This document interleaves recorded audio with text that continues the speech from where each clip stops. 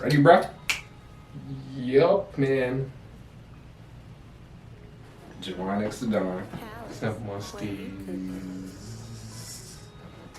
And you know what's going on. Big facts. Alright, so we bring y'all a round 10 recap. 10 weeks in, it's crazy.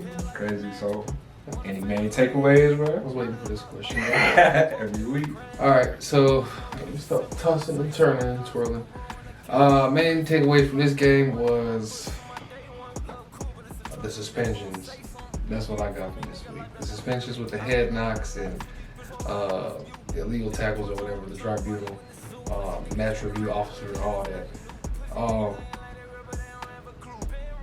I noticed it was definitely more of a point this week than it seemed to me, at least, rather than in the past weeks. One of my guys was a victim of getting suspended or whatever, but I didn't agree with a couple of the suspensions, to be honest. I felt like I hope the AFL isn't getting soft, bro. As we're entering it, I definitely don't want to be part of a soft ass AFL. But we'll see. We'll see what about you. What do you got? So my takeaways, I think we got either. So I came into this week thinking that I knew, like, my tips were gonna be straight this week. I really thought all these teams kind of placed where they were gonna be on the ladder, but this week came around and screwed all that up again. And now my predictions are all. I really can't say where this is gonna go. There was a lot of close games. There was a few blowouts. Two games I think came down to like the last possession. That's exciting always, bro. But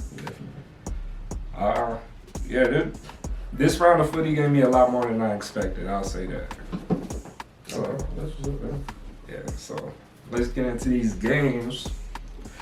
First game we got Brisbane versus Richmond. Going into this game, I thought this would be a magnificent game, a very close game. Richmond was just kind of disappointing. Richmond isn't, I hate to say it, but I don't know. I don't want to be the one looking dumb saying Richmond isn't going to be the team that they've been in the past because I don't know the history. But Richmond, I don't know, man. I'm not seeing it, bro. Like, I see it a couple games, but I'm not seeing it enough. From what I noticed, they can like score in quick bunches when they want to, but it doesn't happen all the time at all. They show flashes there against Brisbane, but at the end of the day, Brisbane really came out with energy. They kept trying to do like Danaher specifically kept trying to high fly a couple times, like right when they started the game, bro. I don't know. You would have thought he played on Richmond. He definitely was trying to exert his dominance early on in the game, if you will. Oh God. And I just think Brisbane footy just looks so beautiful when they're playing. When they're hitting on all cylinders, they just look so nice and they look kind of unstoppable. Just the strength in the midfield, just going into 450 as well. And then I'm learning new players as I'm going. And one player I learned was Matheson. I don't know, crazy hair, wild man. Yeah, wild man. He's a player I would like on Carlton because he definitely gives good energy. But good win, Brisbane for sure. Barometer. He is one of the barometers. All right, so for me, this game, I took Richmond this game, and they definitely disappointed me. I'm learning that it's like you can count on Dusty in certain situations, but he's not going to be there all the time. When Richmond came out, they had a good defensive pressure early on. I think they were scoring most of their goals off Brisbane mistakes, and Richmond is a team that makes you pay for every mistake. But towards the end of the game, or towards the second half, Brisbane kind of got used to that. They figured out their way around it, and they kind of really just shut Richmond down, bro. Look at the score, 102-74. Yeah. Yeah. You want to talk about Harris Andrews? Oh man, bro, Harris Andrews. If we did a list of top funny players of AFL, Harris Andrews is number one for me, bro. Every time he gets on the mark, bro, right, even the cameraman knows if Harris Andrews on the mark, just zoom in on Harris Andrews because he's gonna be doing some goofy shit all the time. He was booing Tom Lynch while he was on the mark, where he was like, woo, when the fans were booing him. Oh, speaking of Tom Lynch, I think he getting surgery and he out for the season. So that's another thing that really hurts.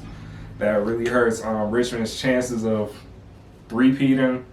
I'm not seeing it this year either. Yeah, their midfield's hurt, and then they had Dusty Ford, I think, for the most part in the game. And if you got Dusty and then Lynch and Rewald up there, and you can't really get it done, I really don't know what to expect from them, to be honest. So. Yeah. All right, next game we got Carlton versus Hawks. We'll be more excited, but I am kind of disappointed. We won. We definitely win. I will take any win that Carlton gets, but it was kind of disappointing. I thought we would whoop their ass a little bit more. Even though I think I tipped them by 26 and they won by 23. I definitely thought it would be more of a convincing win. Right. We're playing good, and Hawks might be playing a little good too, but it just shows in the play. But that's not what I got. I was definitely nervous through a lot of the game. One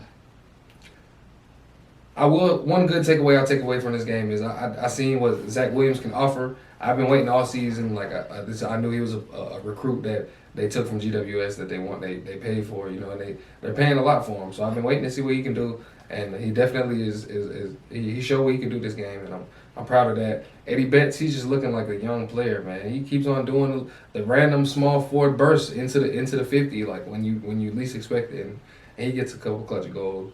But there was a lot of sloppy play from both sides on this game. You wouldn't have thought that we would.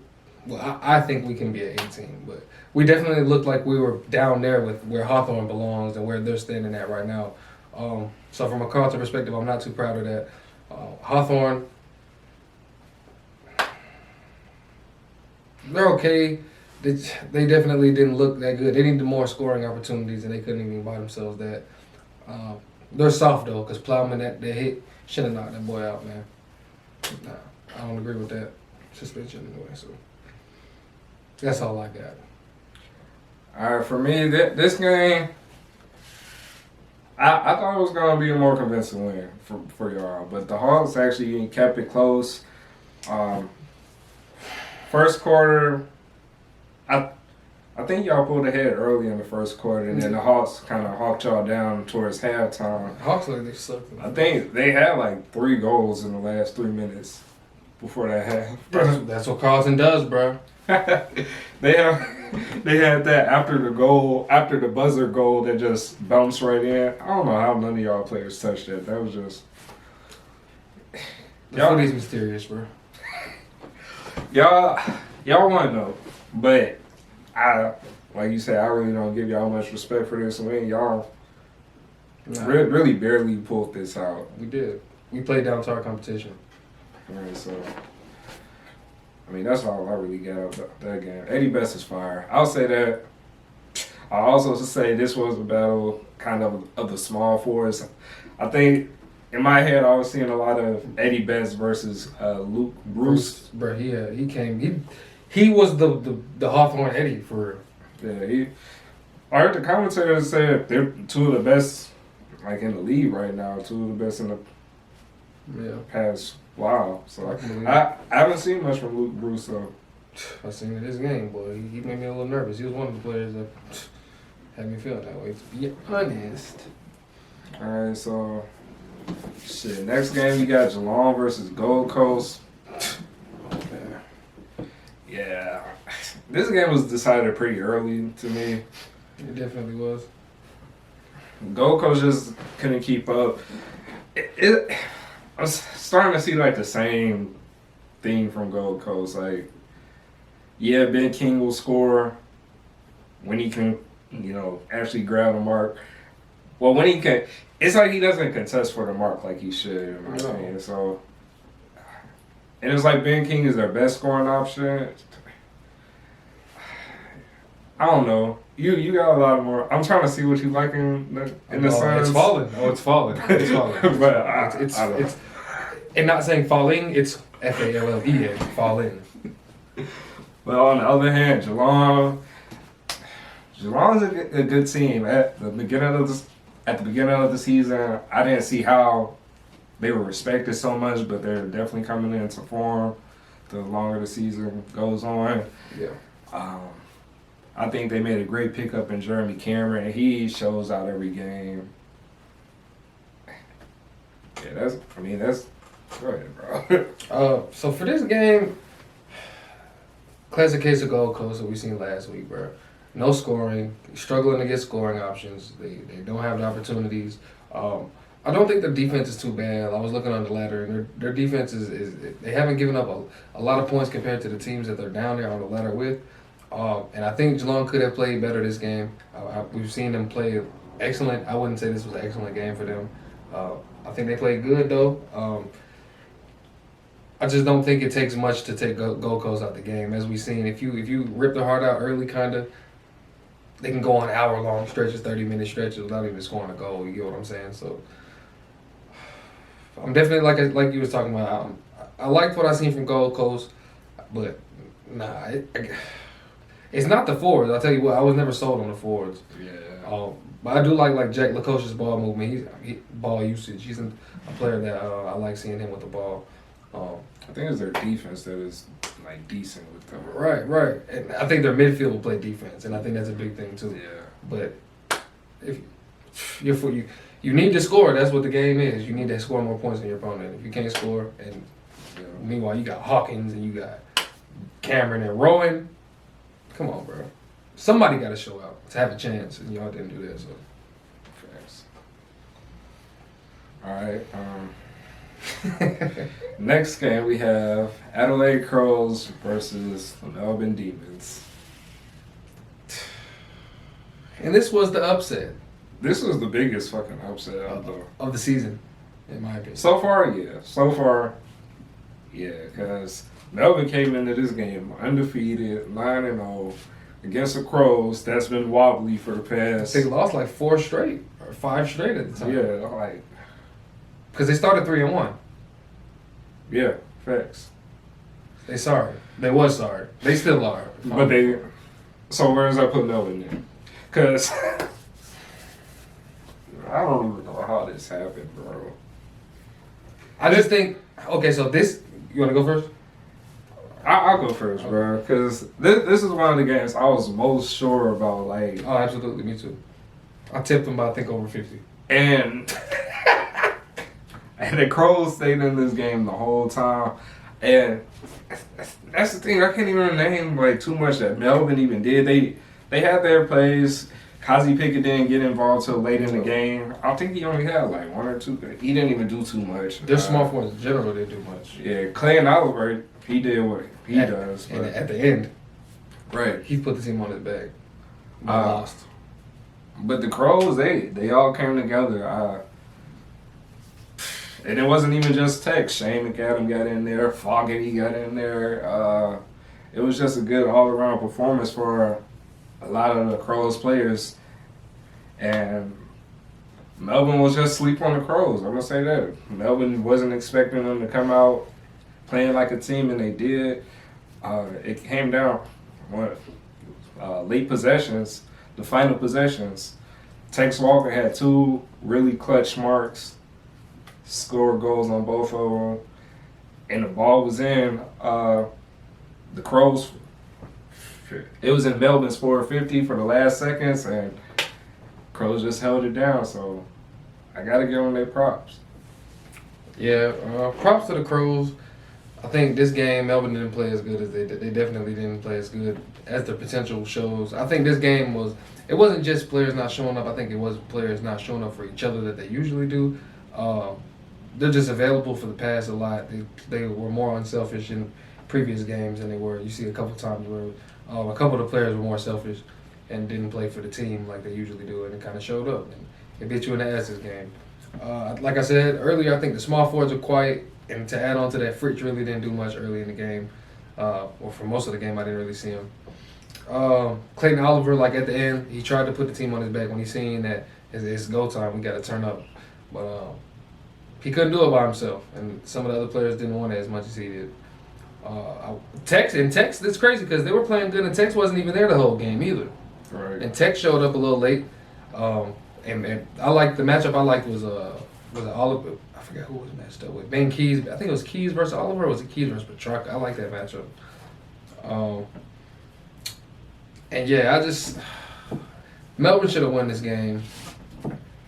I think they just had some mistakes. Also, like the referee mistakes with the deliberate call that they didn't call. But you know, you can only do it so much with the refs. You can't just blame it on the refs when you have 14 goals, 11 behinds, and you're the best team in the competition at the time, and you lose to a team who's struggling. You get what I'm saying? And the Adelaide Oval was something serious though, and Melbourne slipped up, lost to a subpar team. That's crazy, but yeah, I don't even know what to say, bro. It's disappointing, man. Considering we lost to them, and I think we're better than the Crows. That's what's disappointing. But we'll get somebody else. We'll get somebody else lacking just like Melbourne did. All right, next game we got the Bulldogs versus Saints. And this was an ass whoop. So we go from the blowout. I mean, we go from the closest game, the upset, to the fucking blowout of the century. I think they did say like they ain't had a blowout like this since like the 50s or some shit. St. Kilda? No, the Dogs. They blew somebody out like this. They weren't the ones that blew out North by like 120? Yeah, no. Was it then? I can't. It's too remember. far back. I'm about to say it's too far back, bro. Anyways, I'm just gonna say the score line for the quarter to each quarter, and y'all gonna see how much of a blowout this was. So first quarter it was 23-12. At halftime, 69-19. Third quarter, 103-26. And then we end the game 144-33. I don't think I need to explain any more about this game, bro. Saints are so ass, bro. Like, you just don't know what you're giving. Saints sorry, bro. Like, I'm not even about to give them no props. They sorry. You've had ass whoops like 4 times this season by like 50 plus, bro. Like, that shouldn't happen. After the first one, it shouldn't happen. The first one shouldn't happen. But especially if you were, you finished top 5 last year? Top 5, 6, something like that. They were in the 8 for sure. Right, they were in 8 for sure. But then you're getting smoked by a team who was, don't know if they were in 8, but they were right outside the 8 if they weren't. You get what I'm saying? I think Bulldogs scored, from my notes, the score was 21-2 scoring off clearances.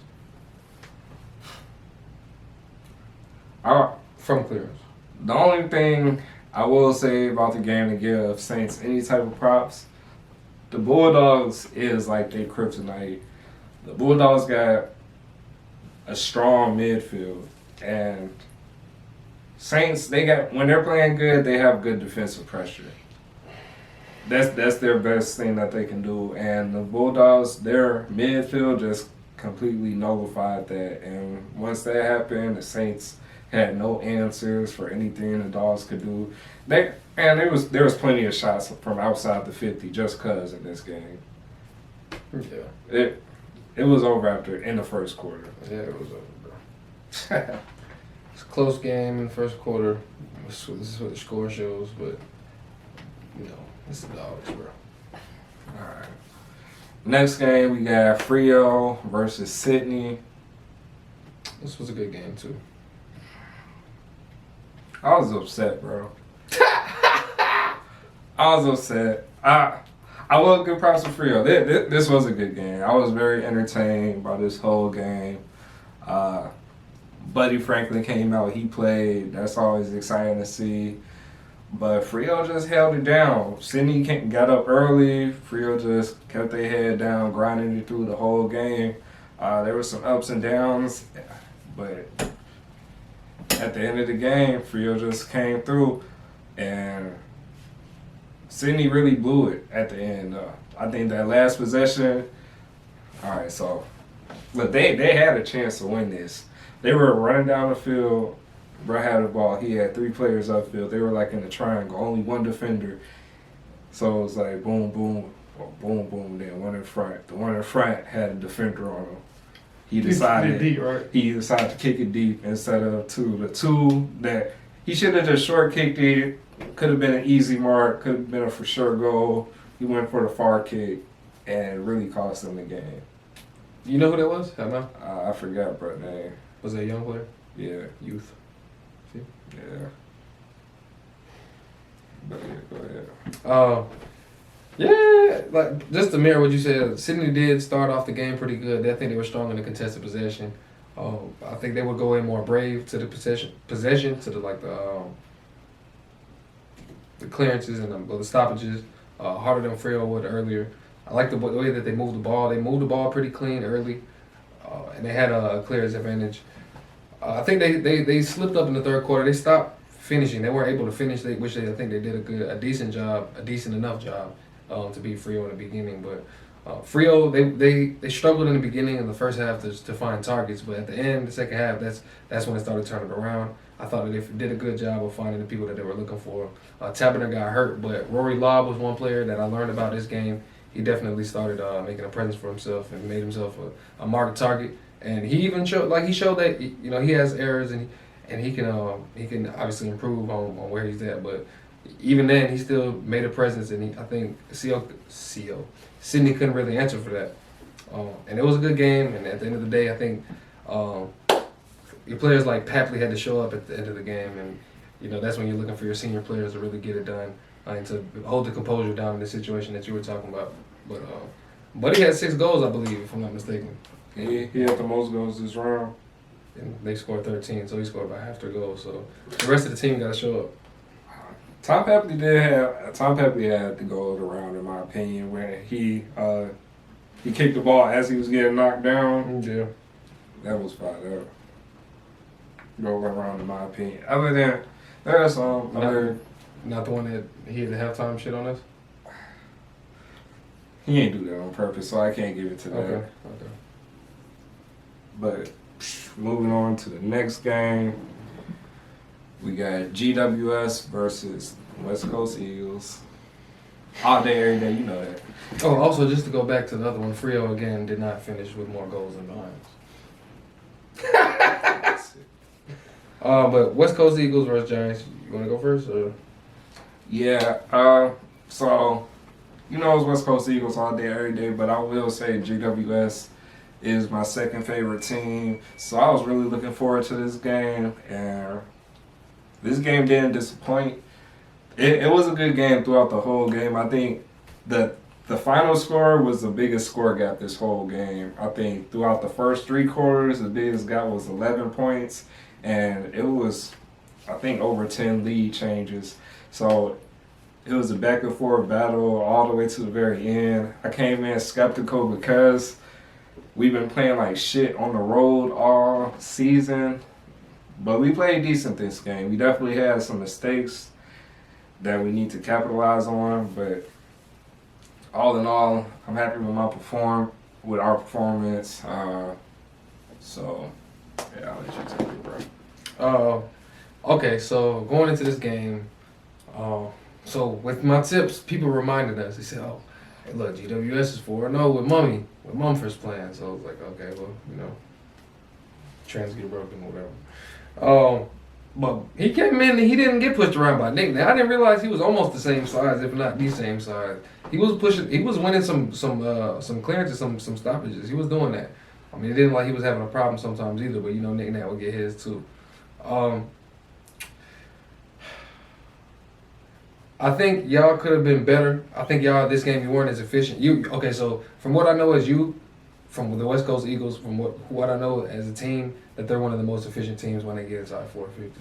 But this game they didn't do. I didn't think they did a good job of finishing when they needed to, especially against the quality team that it is. GWS, they're a team that's always going to play, always going to fight. They might not have the most skill or the most talent on the team at the time, even if it's due to injuries or whatever, but they'll fight. And they have, obviously, as it shows, different players that'll show up, and Tom Green was one of those players that showed up.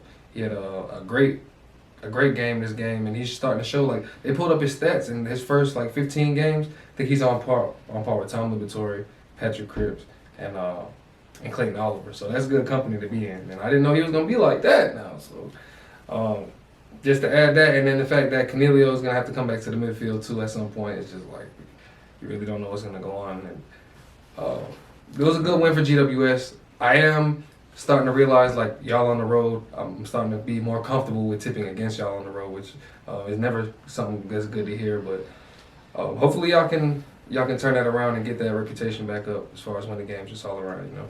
Yeah. Also, I want to add, I will say I'm real proud of Nick Nack this game. Yeah, I feel like I don't see him a lot in previous games, but he definitely stood up this game and showed that he is a dominant player that can control the midfield if he needs to. Yeah. So, shout out to Nick Nack, bro. Keep that up because we definitely need that. When everybody else is having a bad day, bro, we need to rely on your dominant presence, if you will. All right, man. We got game 8 of the round, man. The Collingwobbles versus the Port Adelaide Power. Another game that came down to the last possession pretty much. 58-59, and yeah, y'all are definitely getting called the Collingwobbles. Because it didn't even make no sense for y'all to lose this game. Y'all came in this game hot. I think y'all had 4 goals before Port even had a goal at all. Y'all kept them goalless, no goals the whole first quarter. 1 behind. And then y'all just don't do shit for a whole quarter and then expect to just try hard at the last minute and think to win. Nah, it don't even work like that. Like, bro, y'all definitely folded this game, bro. Ridiculous. Yeah, I agree with you, bro. Like 100%. They did come out with a different intensity. Like we're starting to see Collingwood does come out to start the game, but I think even with that reputation, I think they set the standard. They really rose the bar a little bit this week. They came out. They realized Port is a team. I think they realized Port isn't a team that they're supposed to be up there, but they're not playing the best. So Collingwood realized, boom, we gotta go ahead and hit them. We start fast, so let's go ahead and hit them fast. And they did that, man. Port was just no goals, 1 behind, and Collingwood just. But I think Port, they did play good defense in the first quarter too. They closed space well, but I think Collingwood did a good job of moving the ball as well too. So Port did a good job, but they didn't because they did get scored on. But I think they matched the intensity that Collingwood did. But Collingwood let up. I think about halfway through the second quarter, it just didn't look the same. And you can't do that. You can't do that against a team that won the minor premiership last year, and your team that's still, they haven't won the test, but they're better than Collingwood, and I think everybody really knows that. You can't do that. Yeah. Robbie Gray's a player who turns them up. Once he turns up, Port's going. Port's rolling. And they didn't play their best at all, but this was a chance for Collingwood to win, and they blew that shit. Yeah, I definitely say Robbie Gray is player on the ground this game because he held it down. He had their first goal. He might have had their last goal, too. He definitely was the barometer, in my opinion, for Port this game. Yeah. I agree. Collingwood, they should be ashamed. They shouldn't have lost that game. At all, bro. So last game we have Essendon versus North. North back on their bullshit. Go ahead, bro. Yeah, this game wasn't really much contest, bro. Essendon jumped on them and they stayed on them. As the game went on, North looked less and less like they really wanted to be there. My main takeaway from this game on the Essendon side is that the midfield over there is going to be a problem. Like Darcy Bear's already a problem, but Zach Merritt, I get more and more respect from him each week. I see why teams are starting to attack him because he gets involved in the contest too. It's just North doesn't have the type of list that's going to keep up with that type of the strength that Essendon has right now. Even Essendon's hurt, and they really whoop their ass.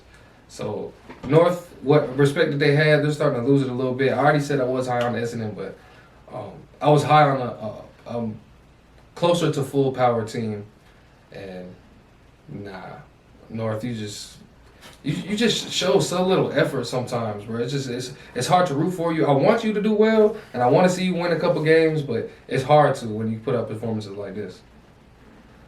Yeah. I really don't know what to say about North. Like, I wanted y'all to keep that momentum going that y'all had. Y'all finally had y'all first win. Y'all got everybody together, sang the team song, and then this is what you do. Like y'all had the second blowout like this. What is this? 72 points? 22 points. Ridiculous, bro. And Essendon isn't it, man. Essendon ran up that percentage on him, man. I know it's just gonna be used for percentages, bro. I will say Zerhar had one of the best marks this round, bro. I'll give him a little respect, man. I will give him. He was turning out, bro. Other than that, yeah. Ben Cunnington too. He shows every week. He shows every week. He does. They just don't have enough. They don't have a team, They bro. don't have support. They don't support each other. Ass. That's all games. It's a good week when Carlton wins, bro. It's a good week. Well, we lost, but I ain't even mad. I ain't too mad at that loss. It was a good game, bro. I think it was one of the best games this round, even though we ain't have any goddamn like highlights and shit like that. It was still a good game. Yeah, some highlights. I did. But the goal leaders this round, Buddy Franklin had 6. I thought you were talking about Colton. All games. 6 rounds. Buddy Franklin had 6. Aaron Naughton had 5. Eric Hipwood, Rory Lobb, Marcus Bontempelli, and Zach Bailey all had 4 for goal leaders. Makai's missing. Makai's missing. Then you gonna get the Coleman? yeah, Of course. Unless Eddie takes it. no, definitely not. Eddie ain't gonna play a full game. He too old for that. It's Indigenous week. He probably gonna score like 10 goals. If Buddy keep playing, he gonna get it. Nah, he tired. He ain't go for it. His jersey was ripped. You see the jersey got ripped like a motherfucker? You see that he was about to fight? That nigga was laughing. He was ha. He was laughing at their ass. When they play Frio? Yeah. I forgot who it was that was getting to it. Fife don't never want to smoke, bro. Fife never wants to smoke. But my boy Matthewson wants that shit. Trying to think anything else this week. Probably about it.